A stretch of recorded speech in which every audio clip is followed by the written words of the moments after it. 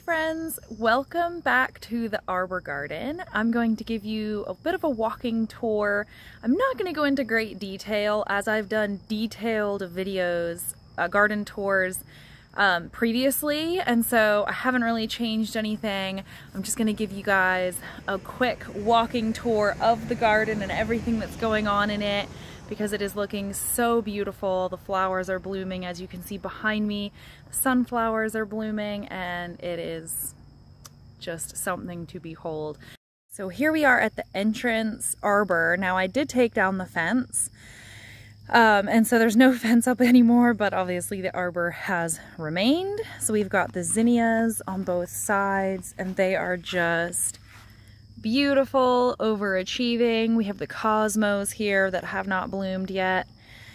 And then I have pole beans up over the arch trellis. Now the Japanese beetles have done their deed on these beans, so they are looking pretty poorly, and they did last year too. You can see them there. But I'm just going to leave them to do their thing. Now, as you can see, the sunflower bed is just looking amazing, and I have more coming on. These little teddy bear sunflowers are so cool.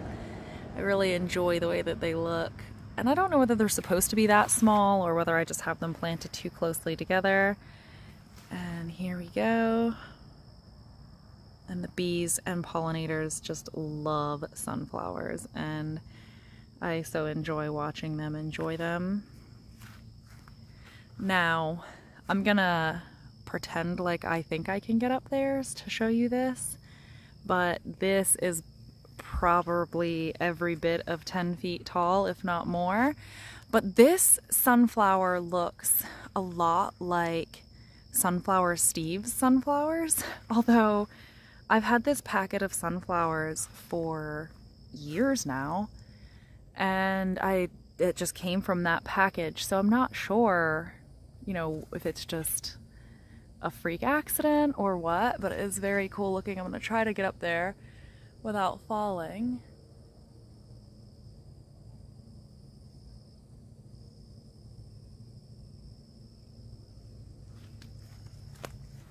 I don't know, Sunflower Steve's sunflowers are absolutely stunning, so I don't pretend to have any of those look any way the same, but I think that it does look very cool. I'm just going to give you a backed up view because I'm seeing how absolutely stunning it looks. So that is the garden from this angle in its entirety, and then we've got the zinnias, some zinnias there. Not entirely sure what's happening with this sunflower. It looks a little strange. I think that's another teddy bear sunflower. And then this zinnia bed is just looking amazing. The carrots started to fall over, so I kind of tied them up with a string, so that's why they're all clumped together like that. But look at the variation of color in that. Isn't that absolutely stunning? But here is the zinnia. There are other things in this flower bed as well, or in this bed, but they're buried in there deeply. So I'm just letting the zinnias take over because, oh, I mean, look at that. It's just stunning. There is a volunteer tomato fighting for space right here. I'm not even actually sure where it originates from, but I'm gonna leave that and let it do its thing. There were cucumbers that are also fighting for the space. Once again, I'm just going to leave it and let it do its thing. Here is a cherry tomato that volunteered from last year that I kind of moved over onto this trellis, and I accidentally I was pruning it and clipped one of the branches that I wanted to keep, but you can see that it's putting a whole bunch of flowers on. This thing is going to be covered in cherry tomatoes before I know what to do with them, I think. Here's the carrot, which is very quickly going to seed,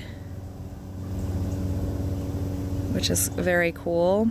And I'm pretty sure that they naturally fall over so that the seeds then are obviously closer to the ground and it's easier for them to,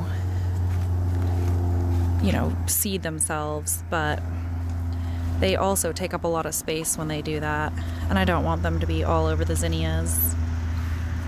Okay, we're gonna walk back around here so I don't forget a bed. Here's the other zinnia bed, looking absolutely amazing. As you can see, I need to come in and deadhead this Cosmo. I feel like I do it a lot. This color is just something to behold. You're gonna hear me say that a lot. This Cosmo does not disappoint, although I do need to come out here and deadhead it. These zinnias are so beautiful too. Now I remember in a past video I talked about this specific zinnia and its coloring and its shape being just so incredible, and it's not disappointing again this year. These have gone by just a little bit, but that's all the same zinnia, the same kind. But look at that. Wow. I have all different kinds of zinnias in here. I have cactus zinnias, which is this type, and that's kind of gone by. I need to come in here and deadhead again, but this one is so cool. These are called candy cane zinnias, and they come in a couple different colors. I found one that was a white. Oh, here it is. Oop, if I can get it.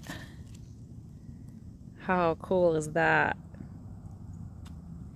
And then with the Japanese beetle on there. Oh, getting bitten.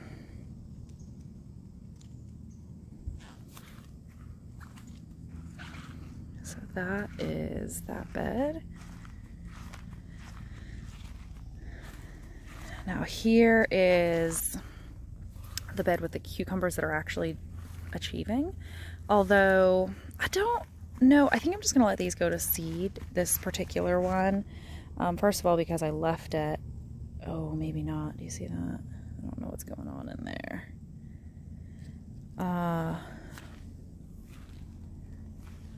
But those are supposed to be the salt and pepper. Oh, I see I've missed a couple of them. And they never really get white. And so I've missed them because I'm waiting for them to get white, but they never really get white. They stay like this yellowish green color, and they so quickly go to being yellow like this one up here. So I'm not sure what I'm gonna do with that. This is the lemon basil, which is quickly going to seed because it's so hot. One of the zinnias, it looks just amazing. Look how many flowers. This is one plant, one single plant, and it's also getting eaten, poor thing, by the Japanese beetles, and it's still putting on that many flowers. Now here is, oh no, it's not looking so very good over here. This is the golden chamomile, and up until really today it was looking really good, but I see some yellowing on the leaves. I'm not quite sure what that's about. Here are a mixture of let's see, I think there are about 3 plants in there of the tomatoes. Some of them are volunteer cherry tomatoes from last year, and then one on the other side is one that I actually planted. Look at the color on this zinnia. Stunning. The basil is looking really good, although it is immediately going to seed. So I need to come out. Oh, it smells so good. I need to come out and actually prune that back, put it in the freezer for when my sister comes into town. This echinacea plant is looking good, and it's actually putting on new flowers. The other one is not. Here are the tomatoes, covered in cherry tomatoes already. This is the variety that I actually put in to via seed. And it's one of the ones that has, I think it's like blue or blackish blue maroon colored fruit. So I'm pretty excited. And you can actually see that based on the leaves, how they have like this purplish color on the leaves. Whereas this is the cherry tomato right beside it. It doesn't have that. This tomato is the same variety, and it fell over when we had a storm, and its roots were really shallow, and I'm not sure why. And it fell over, so I planted it, I put it deeper, and gave it a good water. And I'm not sure whether it's going to come back, although it is looking like it is trying to, so I'm just going to leave it and see what happens. Sage. So this is what I was trying to prevent from happening using these ties.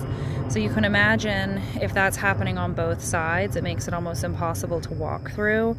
Or you can walk through it, it just makes it very itchy, and you never know what's in there. Being in the south, you know, snakes and spiders and stuff can be in there. So we've got lemon basil, the echinacea plant, more carrots coming onto seed.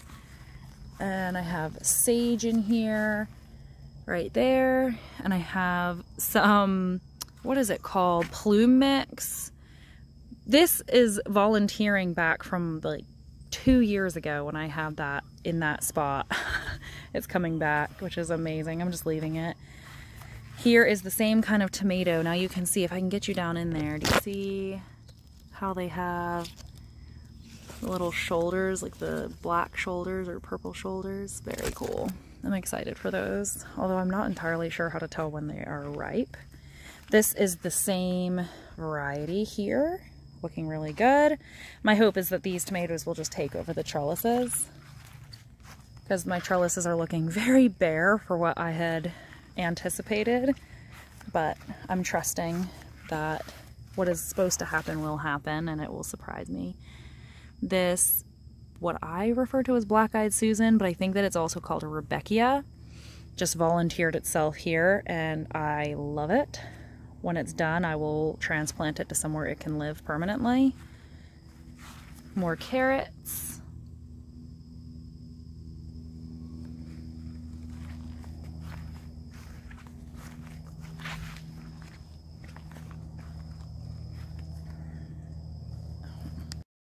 This bed is a bit of a mess.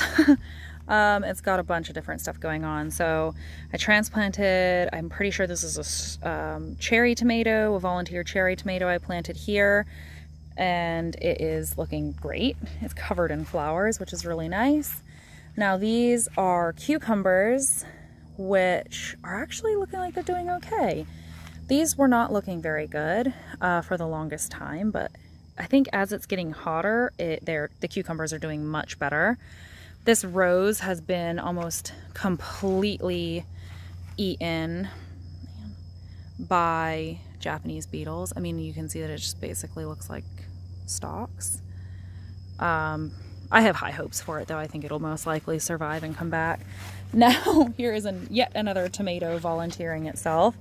I did not plant this there. It is in amongst the strawberries, and the strawberries are in amongst this crabgrass. Poor things. This bed is a bit of a mess. I can't wait to get in there and just kind of rip everything out, transplant the strawberries to somewhere they can thrive a little bit better, and kind of replan that bed. Now, the crepe myrtle is looking really good in here. The daisy was epic and has gone to seed, and I am letting it go to seed so that hopefully it can, you know, drop all of these seeds all over here and make way more daisies. That is my hope. And I have these zinnias that volunteered themselves in the grass, and I didn't have the heart to mow them, so here they are. And they are a beautiful color pink, so I'm very happy about that. Oh, and a dragonfly came to say hi. Hello, dragonfly. Look at the, I don't know if you can see the deep color blue. Oh, oh look, this is about to bloom. So that's going to be really pretty. And oh, the camellia. Oh, the camellia does not look good. This is my first time noticing that.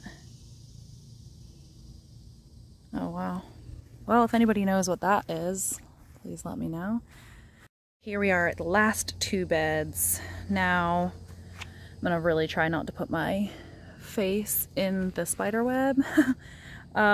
This is the evening primrose. I cut it back quite a bit because it had all gone to seed, and I see that I need to do that again. But the spider had made its web up here and I didn't want to mess with it. And so this bed is pretty much done its thing and spent, as I can see. Now there might be other things in there that are, you know, going to pop out and thrive now that everything else is kind of dying back. As you can see, the foxglove has put on another little round of flowers, but is dying back. And these gladiolas just keep kind of coming out of nowhere, which has been really cool. But I don't know, this bed is not very attractive at the moment, but I'm trying to realize that everything has had its season and now it is kind of going into dormancy or whatever is going on. Oh wow, look at this. Spider caught a moth. Sorry for all the people who are arachnophobic. I think that is the word for it. They are actually good spiders to have in the garden, but they are very intimidating. Now, our wheelbarrow garden planters are kind of doing exactly what I expected them to do. I cannot say that I am very good at container gardening because I am not very good at remembering to water a container, and they just dry out so much quicker than a bed that's been mulched. And so I struggle a little bit with container gardening, and that is what I was concerned was going to happen. So you can see, and I just have too much going on in here, I think. It's just too many roots, and I should have filled up the wheelbarrow all the way to the top because the settling of the soil has made it so that there's only maybe 4 inches of soil in there, and that's just not enough for all of the plants that I had in here. So you see that they're wilting and they're suffering, although the marigold looks incredible. So I think maybe next year I'll just plant all marigolds in here. But you can see that the zinnias are suffering.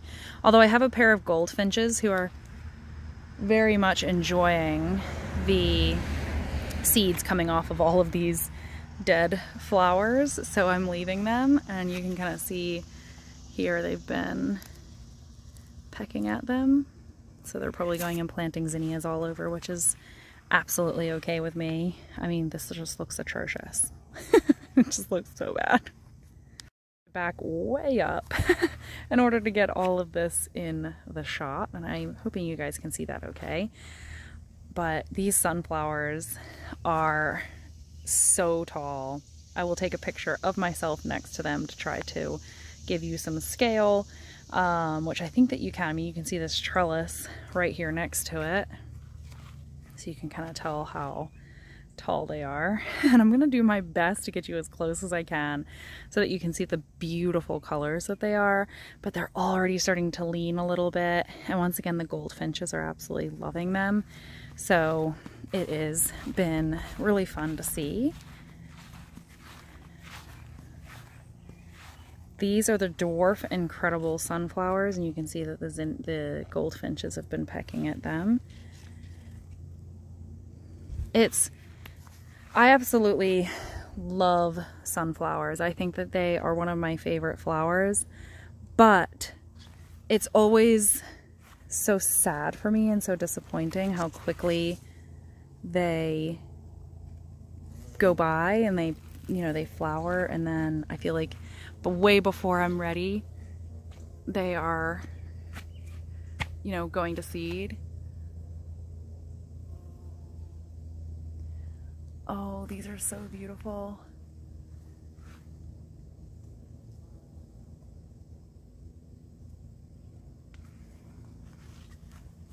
Guys, those are way up there. I'm sorry if I'm not getting a very good shot of them, but they are so far up there.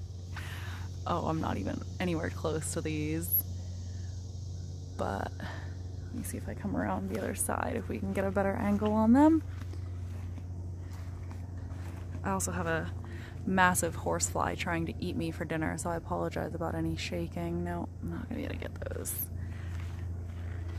But they are so tall. And the stalks, my husband calls them sunflower trees. The stalks are absolutely massive.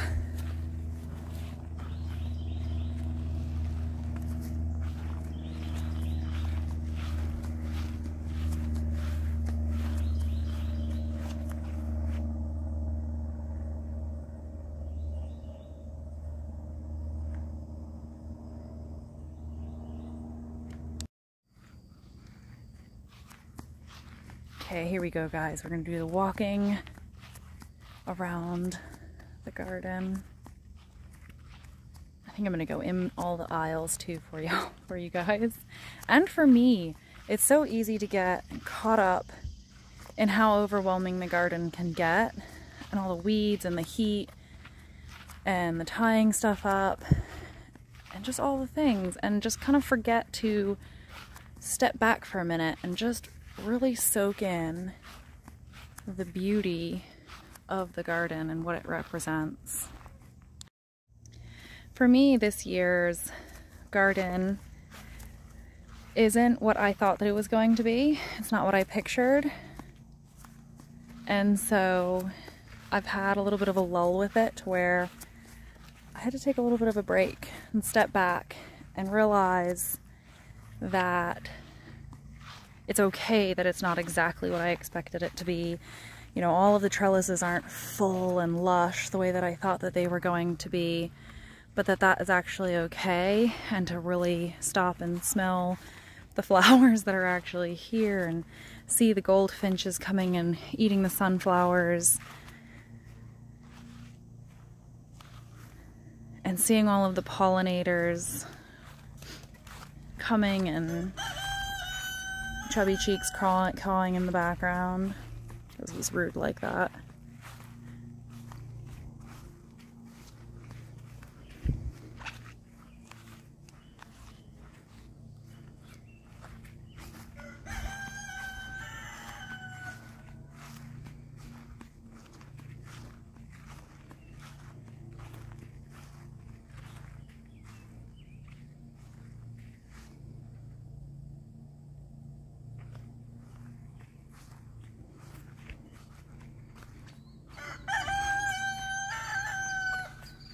Oh, he's up on the, I think you guys see that over there. He's mocking me because he's up on the gate. He's trying to get himself put in a stew pot.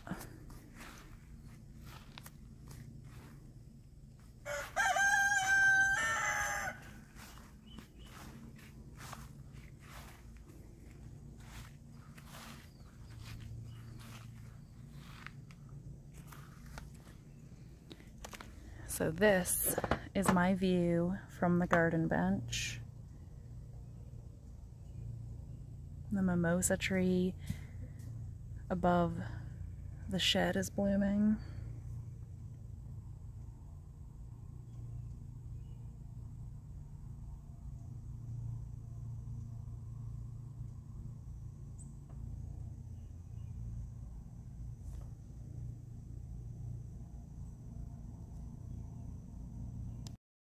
Alright guys, here we are in the log garden. Now it looks quite a bit different than the last time that you guys have seen it.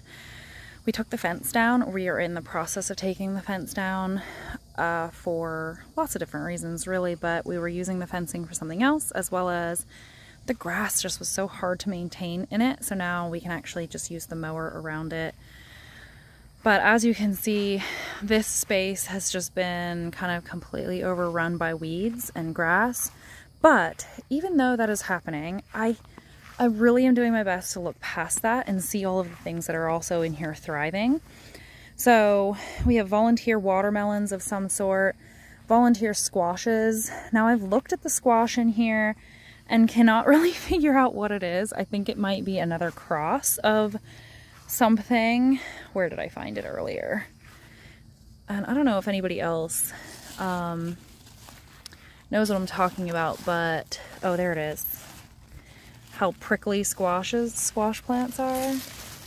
So it kind of looks like a spaghetti squash. It's the shape of a spaghetti squash, but it's not the color of a spaghetti squash. So we shall see what happens. And I have sweet potato vines in here somewhere, and whatever is going to survive is going to be strong because it's having to fight through a lot. There's a miniature pumpkin in here. There's watermelon of some sort. I have no idea what kind of watermelon. I have flowers, moonflowers that are just volunteer. I mean, I think they're weeds, but I think they're absolutely beautiful. Now that I'm out here in the evening, I might actually be able to show you what these look like on the inside. Isn't that cool? And they only open at night or in the late evening. I have squashes. These two volunteered, and this whole patch is planted. I planted it in there. And I have squash bugs and borers really badly in here, but they're still pumping out quite a bit of fruit. So that is very cool. Or should I say fruit? I don't know. Vegetables. Let's see if I can get in here. And I need to get back here to harvest them before they all get way too big. I've gotten a couple baby-sized zucchini already.